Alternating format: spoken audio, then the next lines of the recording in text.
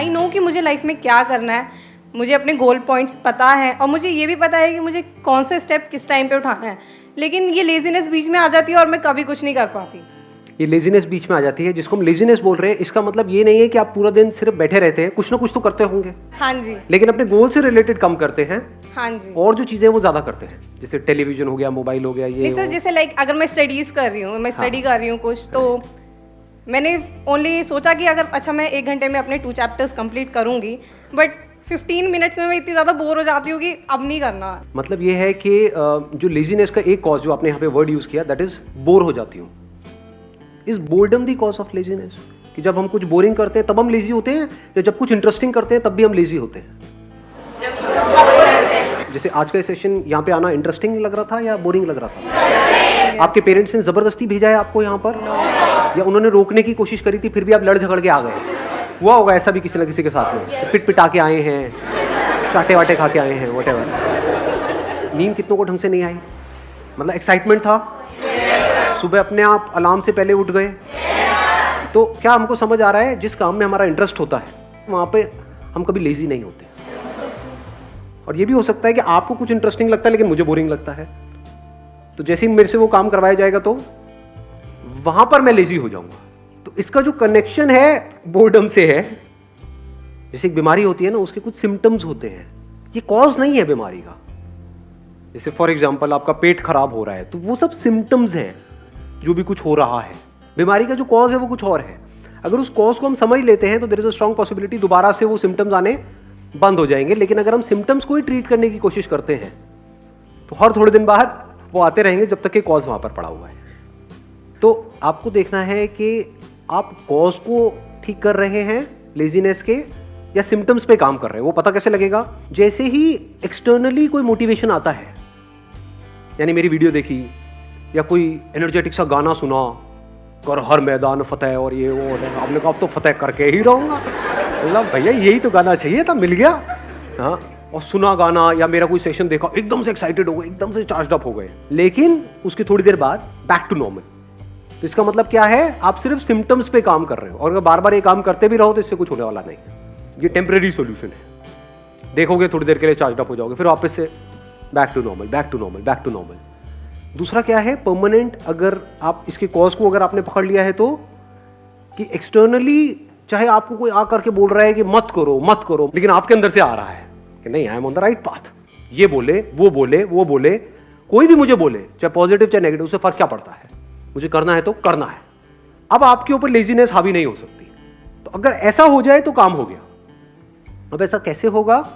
वो सिर्फ तब हो सकता है जब अब किस तरह से हमारी ब्रेन काम करती है उसको ध्यान से समझ जाओ।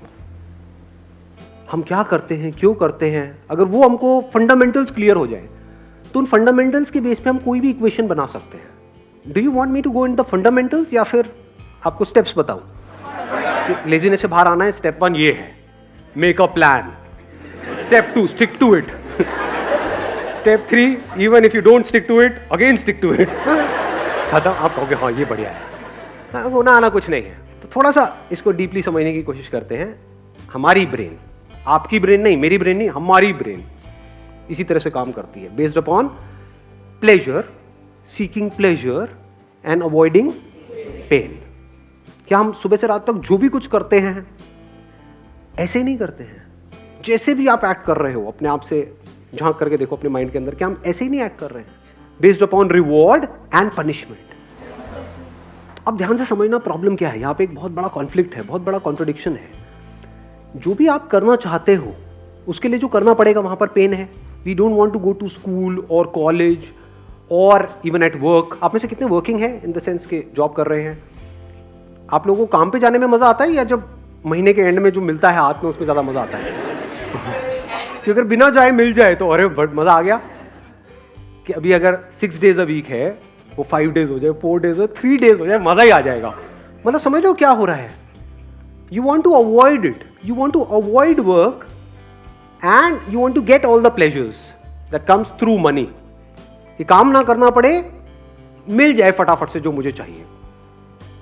तो अभी कॉन्फ्लिक्ट क्या है यहां पर? बहुत बड़ा कॉन्फ्लिक्ट है कि जो भी आप करने वाले हो उसका रिजल्ट आएगा बहुत बाद में, और ये भी श्योरिटी नहीं है कि रिजल्ट आएगा या नहीं आएगा। फॉर एग्जाम्पल किसी एंट्रेंस की आप तैयारी कर रहे हो, ये भी श्योरिटी नहीं है कि आप क्रैक कर पाओगे या नहीं कर पाओगे, और अगर ये श्योरिटी भी है तो कितने साल बाद जाके उसका रिजल्ट आएगा, 2 साल, 3 साल, 5 साल। लेकिन अभी रात में पॉपकॉर्न लिया और टीवी देख रहे हो, वहां पे प्लेजर कितनी देर में आया, इमीडिएट आ रहा है, तो ब्रेन क्या करेगी, इमीडिएट की तरफ ही जाएगी। ये पूरी की पूरी जड़ है जो हमको पकड़ में आ रही है। तो अब इसका रास्ता क्या है, इसका सोल्यूशन क्या है? अब होता क्या है, एक मजेदार बात आपको बताऊं, हमारे पास गोल्स भी होते हैं, ड्रीम्स भी होते हैं, लेकिन तब भी हम पेटी प्लेजर्स में उलझ करके रह जाते हैं। करना कुछ चाहते हैं लेकिन करते कुछ और है, जिसका हमारे गोल से कोई कनेक्शन नहीं होता है। अपने गोल्स को पोस्टपोन, ऐसा क्यों होता है? क्योंकि गोल्स तो है हमारे पास, लेकिन वो गोल्स या वो ड्रीम्स, उसमें एक्चुअल में कुछ है ही नहीं। मतलब उनको आप सपने तो बोल सकते हो, ड्रीम्स बोल सकते हो, क्योंकि ड्रीम्स किसके पास नहीं होते, सबके पास होते हैं। ड्रीम क्या है कि मैं अपने हाथ से एक रॉकेट बनाऊंगी, उसको मैं ना मार्स पे लेकर के जाऊंगी।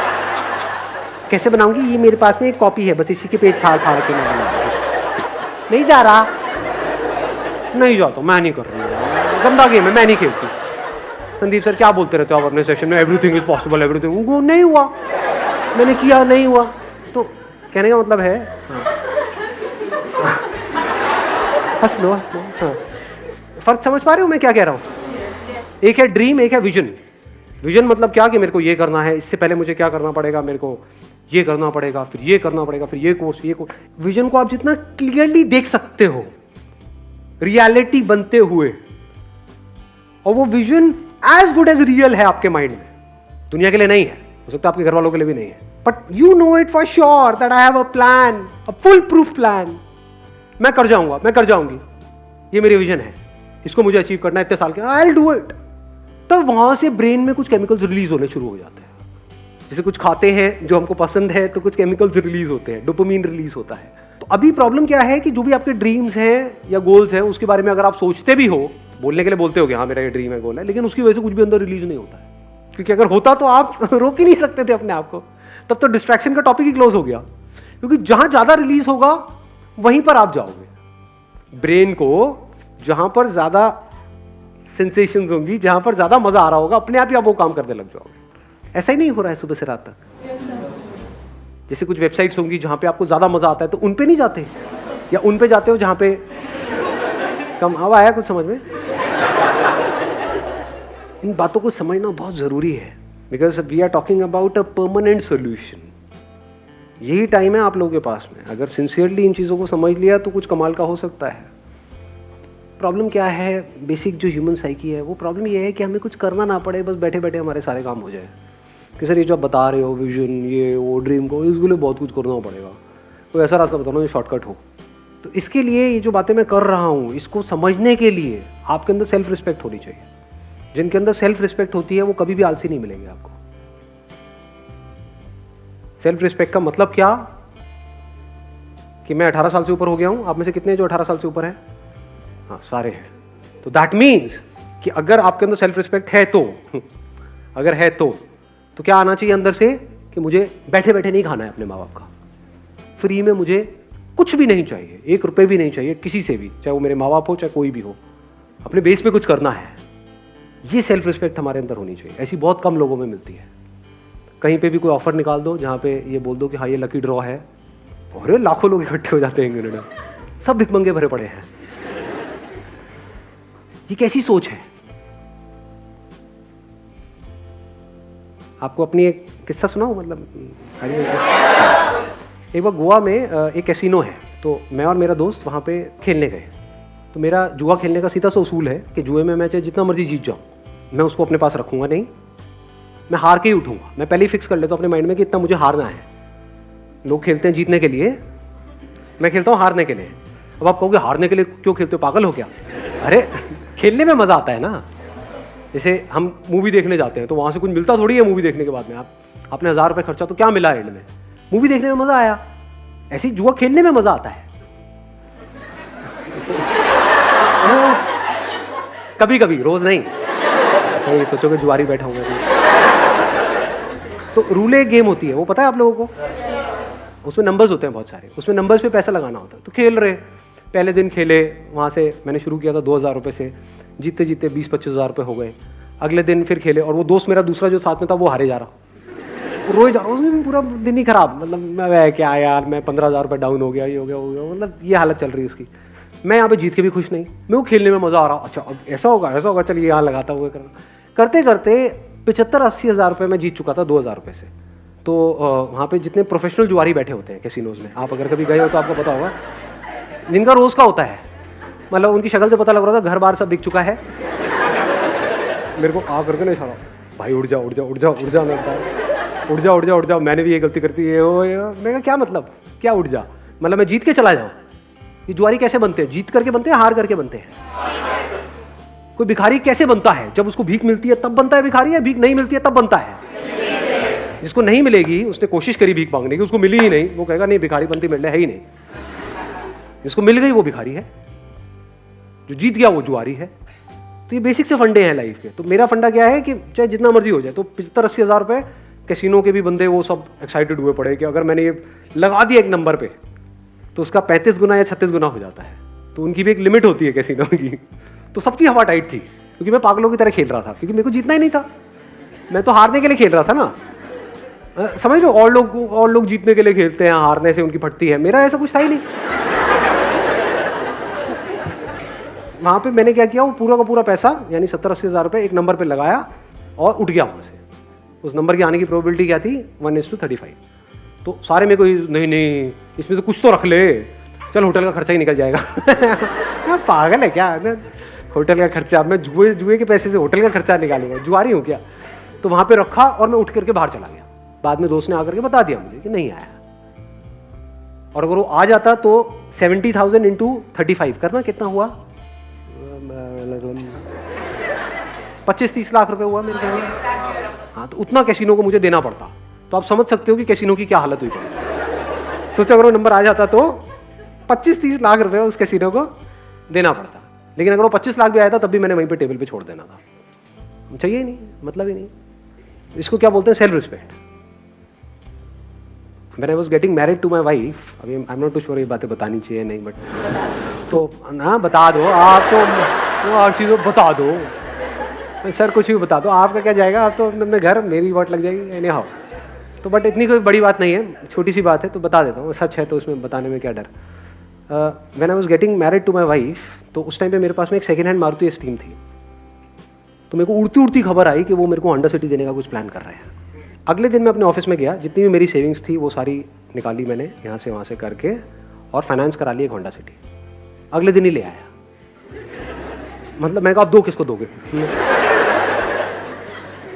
लाइफ का फंडा सिंपल, किसी से भी 1 रुपये भी लेना नहीं है। मर जाऊंगा लेकिन अपनी सेल्फ रिस्पेक्ट पे कॉम्प्रोमाइज़ नहीं करूँगा। अब ऐसे बंदे जो डाउरी आज कहने के लिए इलीगल है इंडिया में, लेकिन आज भी बहुत लोग हैं जो खुल्लम खुल्ला ये सारे काम कर रहे हैं। अब उन बेशर्मों को, मतलब क्या ये सेशन उनके लिए है? सोचो। अब वो बंदा आकर के पूछेगा सर मेरा आलस कैसे खत्म हो? अबे तू पहले दहेज लेने के बारे में तो बंद कर सोचना। हाँ, बैठे बैठे फ्री का खाने के चक्कर में है, तूने किया क्या उसके लिए जो भी तुझे मिला? तो पहले आपको अपने आप से पूछना है, मैं क्या कर रहा हूँ यहाँ पे? स्क्रीनिंग कर रहा हूँ। अगर आपके अंदर सेल्फ रिस्पेक्ट है ही नहीं, यानी आपको फ्री में कहीं से कुछ मिल जाता है तो आप बड़े खुश हो जाते हो, जुए के पैसे से आप बड़े खुश हो जाते हो, दहेज के बारे में सोचते रहते हो सुबह से रात तक कि हाँ मेरे को कितना मिलेगा, मेरी मार्केट वैल्यू क्या है। अगर इस तरह की आपकी सोच है तो ये सेशन आपके लिए नहीं है। सो ये सेशन किन लोगों के लिए है? जिनके अंदर सेल्फ रिस्पेक्ट है।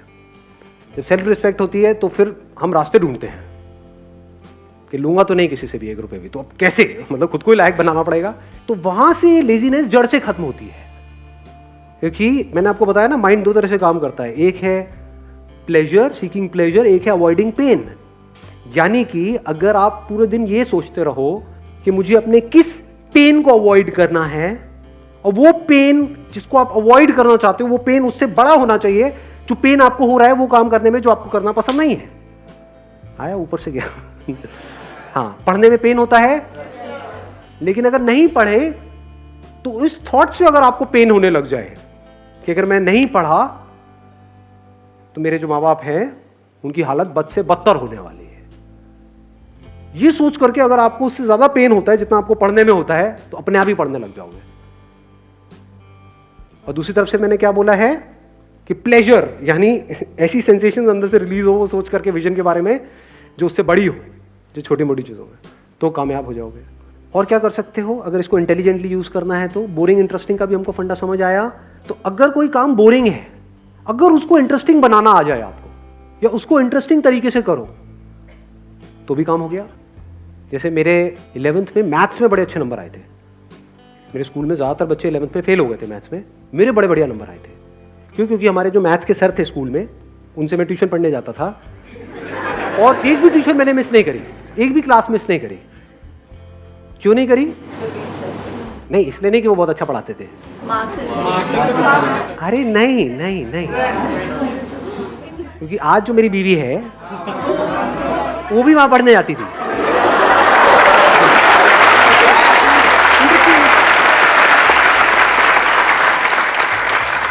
मतलब वो एक प्रॉब्लम देते थे तो सबसे पहले मुझे ही सॉल्व करनी थी वो प्रॉब्लम, क्योंकि तभी तो स्टाइल मारता ना, तभी तो मैं उसको पढ़ाने के लायक बनता पीछे से। तो समझे? नहीं आई बात समझ में? हाँ, मुझे इस लायक बनना था उस टॉर्चरस क्लास में जो मुझे बिल्कुल भी पसंद नहीं थी। ना मुझे वो सर पसंद थे, ना उनके पढ़ाने का तरीका पसंद था, कुछ भी पसंद नहीं था, कुछ और पसंद था। तो बोरिंग से बोरिंग भी क्लास इंटरेस्टिंग हो, एक भी क्लास मैंने मिस नहीं करी। बेटा मैं सर को कहता सर एक्स्ट्रा क्लासेस जितनी मर्जी, सर क्यों नहीं, सर व्हाई नॉट।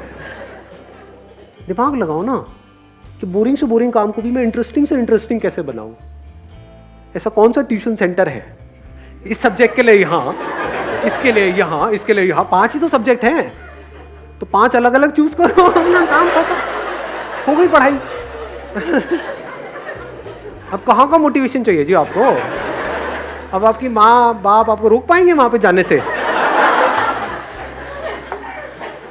अब ये नहीं कि सारी यही हरकतें करने लग जाए, सारे मजनू बन जाए, पढ़ाई लिखाई होनी नहीं। But I am just giving an idea. मैंने आपको क्या बोला अभी, अगर आपने ध्यान से सुना है तो, I am talking about the fundamentals. अब इन फंडामेंटल्स को आपको कैसे यूज करना है वो आपके ऊपर है। ज्यादातर हमारा दिमाग क्या चलता है, आइदर और में चलता है।